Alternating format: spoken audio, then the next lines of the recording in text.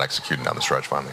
Yeah, proud of the guys that got us back in the game. Those guys gave us a good lift, but we didn't play well enough to win a basketball game tonight. Credit to Orlando Magic, they played extremely well. Whether they have guys in or out of the lineup, the guys that played extremely well. Fultz was terrific with a triple-double. Vooch and AG were really good, and all their role players that got extended minutes. Made the best of them, very similarly to what we did in OKC. And, you just got to credit your opponent. Frank, how can you reflect on going 22-0 against teams sub-500 before tonight, and on the night when it is broken, you fall down 20, but still make it a one-possession game? Yeah, we got a good team. Even when we're not at our best, we have the ability to rally and almost get past our deficiencies early in the game, and but just won enough tonight. And this is a team that's they've got a playoff culture. They were a playoff team last year, the third best team in the East, second half of the year. They're very well coached, and they're tied together on a defensive end, and they made things difficult for us tonight. Even the guys that don't play the regular minutes. Those guys just made the best of their opportunities. Coach, y'all had a lot of momentum going into the fourth, and even going at the end of the fourth. Where do you feel like where the momentum shifted at? Well, they made shots. We missed 2 dunks. I mean, it's, stuff happens sometimes. I mean, those are no answer types of plays. I mean, but they made us pay on the other end. They shot 11 for 18 in the fourth quarter. Whether we defended well or had breakdowns, they made shots. So, sometimes you got to just credit your opponent. What have you seen from Quinn Cook this season and his ability to have such streaky play? Yeah, I'm happy for him that right now he's getting an extended opportunity to play, and he's showing what he can do. He's a good player. He played in the playoffs for us. We have great depth on this team. He'd be playing in rotation on most teams. We've got a veteran team that is very deep, especially at that position. So credit to him for staying ready and making the best of his opportunity. He was terrific tonight. LeBron had a little bit of a slow start offensively, at least, and then ultimately finished with his career high in assists. Can you just what did you feel like? What did you take from his game tonight and the way that it kind of ebbed and flowed for him? The way it ended? Ebbed and flowed. I thought he was terrific. The first half he was clearly trying to get his teammates involved, and was really facilitating, getting guys open looks all over the place. Some went down, some didn't. But he played the same way. With when Quinn and KCP and Troy were in there, those guys were making shots. That's why we finished with those guys. And I think LeBron played an exceptional. You don't play a game with 19 assists without playing an exceptional game. So, Frank, what is the last week or so?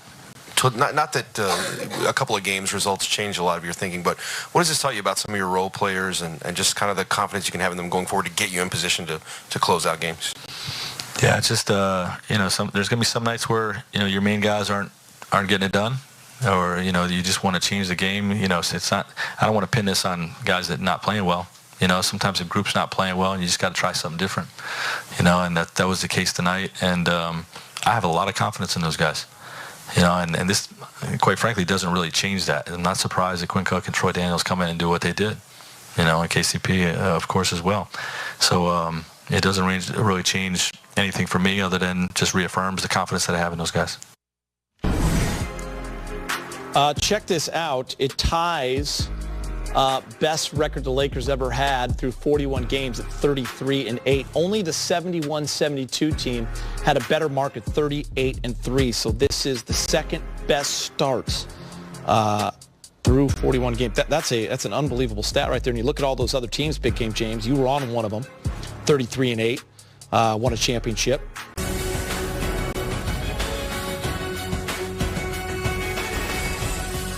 Hello and welcome to Access Sportsnet Lakers, driven by your Southern California Honda dealers. Chris McGee, James Worthy, Allie Clifton. Brez is out at Staples Center getting some post-game reaction. 9-game win streak comes to an end at the hands of the Orlando Magic. A slow start for the Lakers. Actually a valiant effort to get back in it. They were down 22 with 6:30 left in the third and actually had a 4-point lead midway through that fourth quarter. But down the stretch, could not get a stop. Before we get into that, let's look at that last possession. Good ball movement. Quinn Cook back to LeBron. Had the look to tie, in and out. Yeah, I mean, they got a good look. I mean, Cook was hot. Daniels was hot. Right here, I thought Cook might have had a good look at it, but he got closed out. Nice pump fake.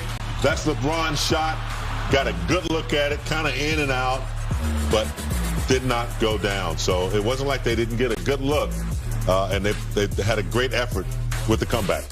You had two of your hottest guys, a guy who knows how to make plays and a guy who has been hitting from deep in Quinn Cook, making the opportunities and having the chance to, of course, seal the deal for the Lakers, but, of course, coming up short. But, you know, Allie and James, really, when you look at this game, you go down the stretch in Orlando, 4 straight buckets to close out that game. The Aaron Gordon dunk and one, the Vucevic 3, and then back-to-back buckets by Markelle Fultz.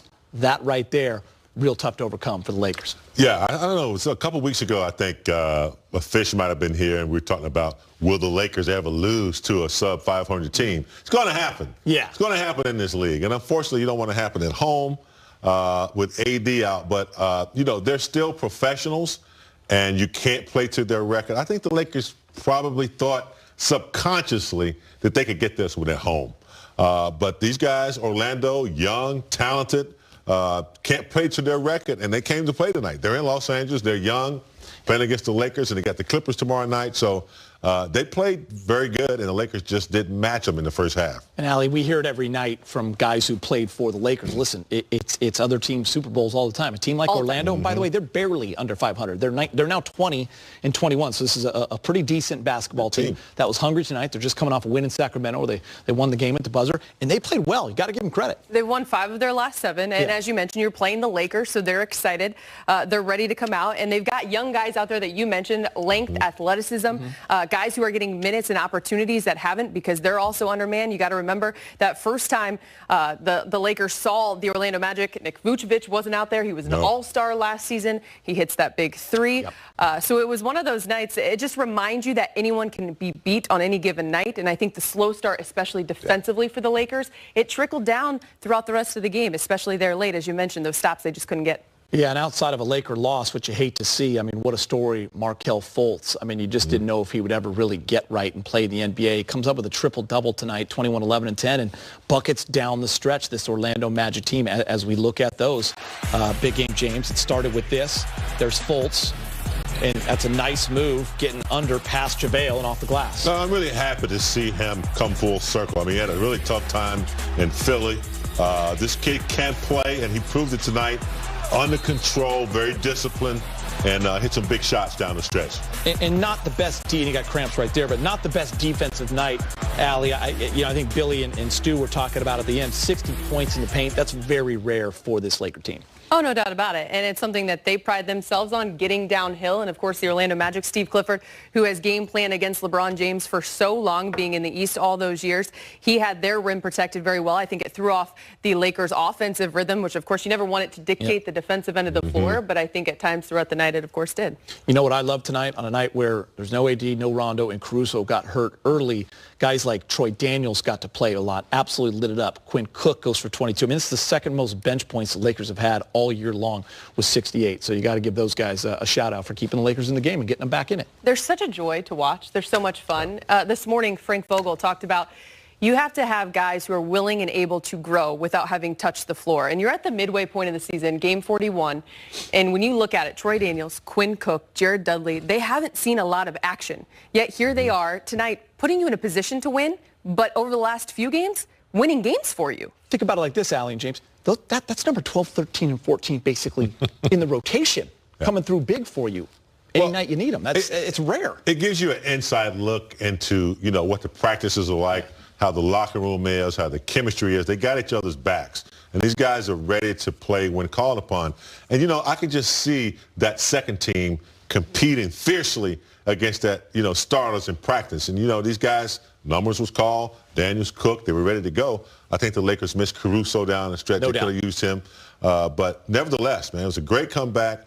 And you're right, to see those guys come in there and be ready to go was amazing. We talk long-term marathon approach when it comes to the injuries with this team, but these are nights when you can think long-term marathon expectations into the season. How much can guys like this really make